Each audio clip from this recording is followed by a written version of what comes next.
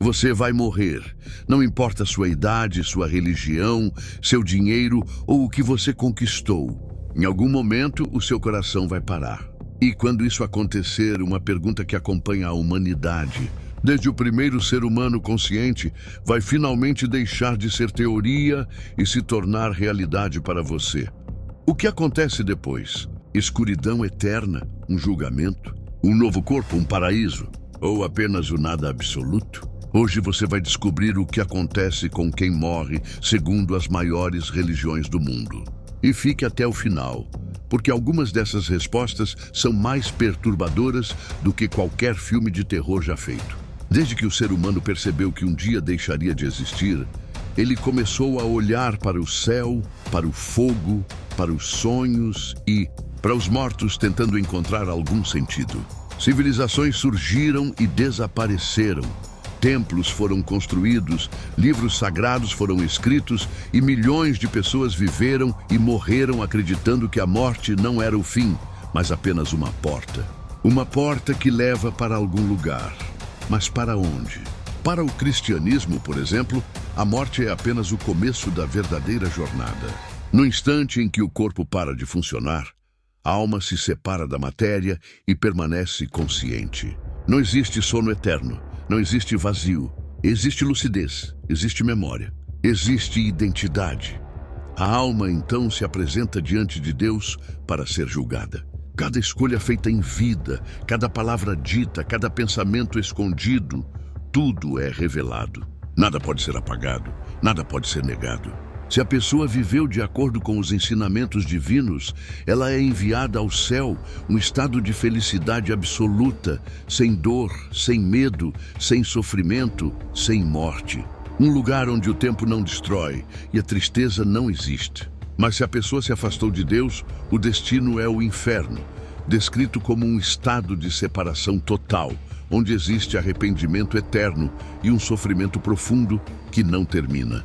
Para os católicos, existe ainda o purgatório, um lugar temporário onde a alma passa por um processo de purificação antes de poder entrar no céu. E mesmo depois de tudo isso, segundo a Bíblia, ainda haverá o fim dos tempos, quando os mortos ressuscitarão, as almas voltarão aos corpos e acontecerá o julgamento final, definitivo, eterno, sem possibilidade de retorno. No islamismo, a morte também não é um desligamento, mas uma transição. Assim que a pessoa morre, sua alma entra em uma fase chamada Barzakh, uma espécie de vida intermediária entre o mundo físico e o juízo final. 2 anjos aparecem no túmulo e fazem perguntas decisivas. Quem é o seu Deus? Qual é a sua religião? E quem foi o seu profeta? As respostas determinam o que a alma irá experimentar. Para os justos, o túmulo se torna amplo, iluminado e tranquilo, como um jardim silencioso de paz. Para os injustos, ele se torna apertado, escuro e sufocante, cheio de angústia espiritual. A alma permanece nesse estado até o dia em que todos os seres humanos ressuscitarão. Nesse dia, cada ação será pesada em uma balança perfeita.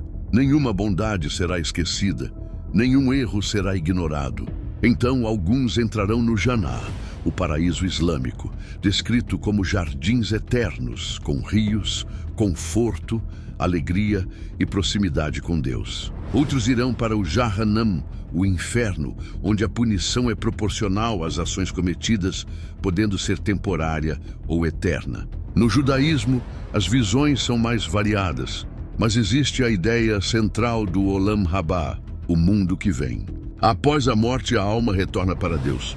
Algumas tradições falam de um período de purificação chamado Gehinnom, que não é eterno e dura no máximo 12 meses, funcionando como um processo de correção espiritual. Depois disso, a alma alcança o mundo vindouro, um estado de proximidade com o divino. Também existe a crença de que no fim dos tempos, os mortos ressuscitarão.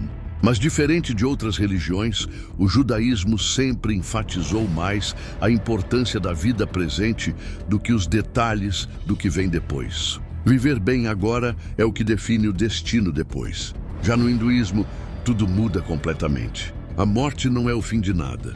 Ela é apenas uma troca de corpo. A alma, chamada Atman, é eterna e nunca deixa de existir. Quando o corpo morre, essa alma continua sua jornada dentro do samsara, o ciclo infinito de nascimentos, mortes e renascimentos. O que define como será a próxima vida é o karma, a soma de todas as ações, pensamentos e intenções acumuladas. Boas ações levam a renascimentos mais favoráveis, com saúde, conforto e oportunidades. Más ações podem levar a uma vida de sofrimento, pobreza, doenças ou até mesmo ao renascimento como animal. Esse ciclo pode durar milhares de vidas. E para muitos hindus, isso não é uma dádiva, mas uma prisão. O objetivo final é alcançar o moksha, a libertação total, quando a alma se liberta do ciclo de renascimentos e se une ao absoluto, entrando em um estado de paz eterna, onde o sofrimento deixa de existir. O budismo vai ainda mais longe e afirma que não existe uma alma permanente como identidade fixa. O que existe é um fluxo contínuo de consciência, como uma chama que acende outra vela. Não é exatamente a mesma chama, mas também não é totalmente diferente. Quando alguém morre, esse fluxo continua, impulsionado pelo desejo, pelo apego e pela ignorância. Enquanto esses fatores existirem, o renascimento continua, junto com o sofrimento. O objetivo do budismo é alcançar o nirvana, que não é um lugar físico, mas um estado de libertação completa, onde o desejo se extingue, o sofrimento termina e o ciclo de mortes e renascimentos se encerra para sempre. Quem atinge o nirvana não volta mais a nascer. Agora, pare por um instante e pense. Se uma dessas religiões estiver certa, então cada pequena decisão da sua vida tem um peso que vai muito além do que você imagina. Cada palavra, cada atitude, cada escolha silenciosa pode estar construindo um destino eterno. Mas ainda estamos longe de terminar, porque as próximas visões sobre a morte são ainda mais estranhas, mais profundas e, em alguns casos, verdadeiramente assustadoras. Para os antigos gregos, morrer significava iniciar uma jornada sem retorno. Assim que a vida deixava o corpo, a alma era conduzida por Hermes até um rio escuro e silencioso chamado Estige. Ali estava Caronte, o barqueiro dos mortos, esperando o pagamento para realizar a travessia. Por isso os corpos eram enterrados com moedas nos olhos ou na boca. Quem não tivesse esse pagamento ficaria vagando na margem por 100 anos, consciente, perdido, esquecido, sem descanso.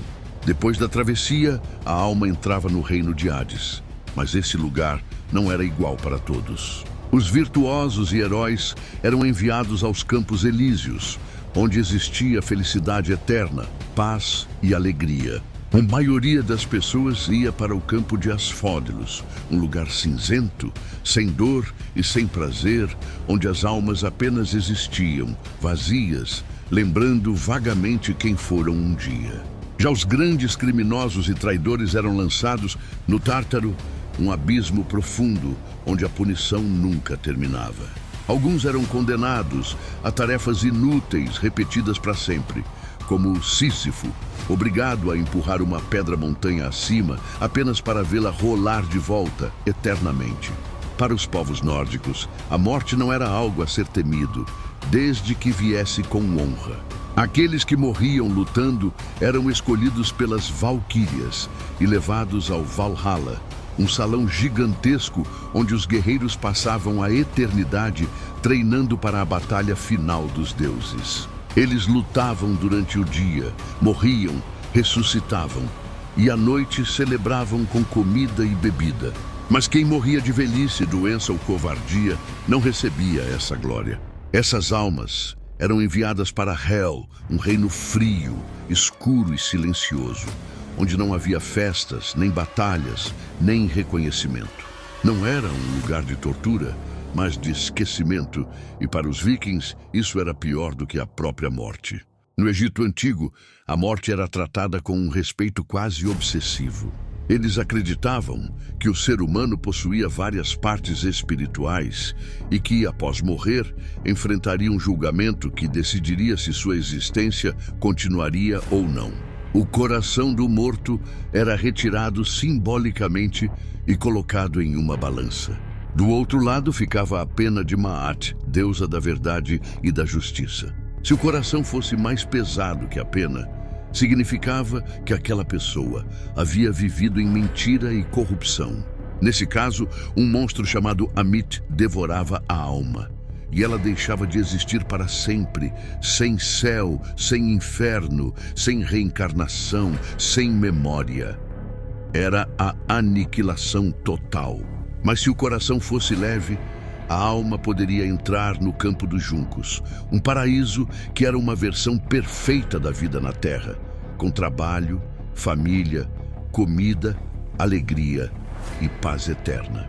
Era por isso que os egípcios mumificavam os corpos e enchiam túmulos com objetos pessoais.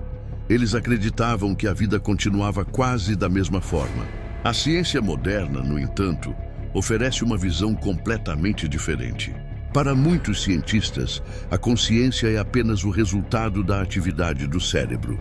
Quando o cérebro para, tudo acaba. Não existe alma, não existe continuidade, não existe percepção. A morte seria como antes do nascimento, um estado de completo vazio, sem sonhos, sem escuridão, sem pensamento, apenas o nada. Mas essa explicação encontra um problema inquietante. Milhares de pessoas ao redor do mundo relatam experiências extremamente semelhantes após terem sido consideradas clinicamente mortas por alguns minutos. Essas pessoas descrevem que saíram do próprio corpo, viram médicos tentando reanimá-las, atravessaram túneis escuros, encontraram uma luz intensa e acolhedora, sentiram uma paz indescritível e, em alguns casos, conversaram com parentes já falecidos. Outras dizem que reviveram toda a vida em poucos segundos, como se cada memória fosse exibida ao mesmo tempo. Muitas retornaram transformadas, sem medo da morte, com novos valores, mais empatia e menos apego às coisas materiais. A ciência ainda debate se isso é apenas o cérebro entrando em colapso ou se é um vislumbre real do que existe além. E então surgem as teorias mais perturbadoras de todas. Ideias que quase nunca são discutidas, mas que deixam qualquer pessoa sem dormir quando realmente pensa nelas. Uma delas sugere que a consciência pode continuar ativa por alguns instantes depois da morte, presa dentro do corpo imóvel, percebendo tudo, mas incapaz de se mover, gritar ou abrir os olhos. Outra teoria diz que, no momento final, o cérebro cria uma realidade própria, alongando os últimos segundos da vida em uma eternidade subjetiva, fazendo com que a pessoa viva um mundo inteiro dentro de um único instante. Há ainda uma ideia ainda mais assustadora, a de que, após morrer, você simplesmente renasce como você mesmo, no mesmo corpo, na mesma família, na mesma vida, sem memória alguma, repetindo cada erro, cada dor e cada escolha, eternamente, preso em um ciclo invisível. Agora pense com sinceridade. Qual dessas possibilidades mais te assusta? Um inferno eterno, o esquecimento absoluto, ou viver tudo de novo, sem jamais saber que está preso? A verdade é que ninguém que esteja vivo pode afirmar com certeza o que acontece depois do último suspiro. Mas existe algo que todas as religiões, filosofias e teorias concordam, mesmo sem combinar entre si. A vida importa. O modo como você trata as pessoas importa. As escolhas que você faz quando ninguém está olhando importam. O tempo que você desperdiça não volta. Cada segundo que passa agora é um segundo que nunca mais poderá ser recuperado. Talvez o maior mistério não seja o que vem depois da morte, mas o que você faz antes dela. Se existe céu, inferno, reencarnação ou apenas silêncio, você vai descobrir, mas só uma vez. Se esse vídeo te fez refletir, se em algum momento ele te arrepiou ou te fez olhar para a sua própria vida de um jeito diferente, deixe o like agora. Isso ajuda muito o canal a continuar trazendo conteúdos profundos como esse. Se inscreva para não perder os próximos vídeos, porque aqui a gente explora os maiores mistérios da existência humana de um jeito direto e sem enrolação. Obrigado por assistir. Cuide da sua vida, porque ela é mais rara do que você imagina. Até o próximo vídeo.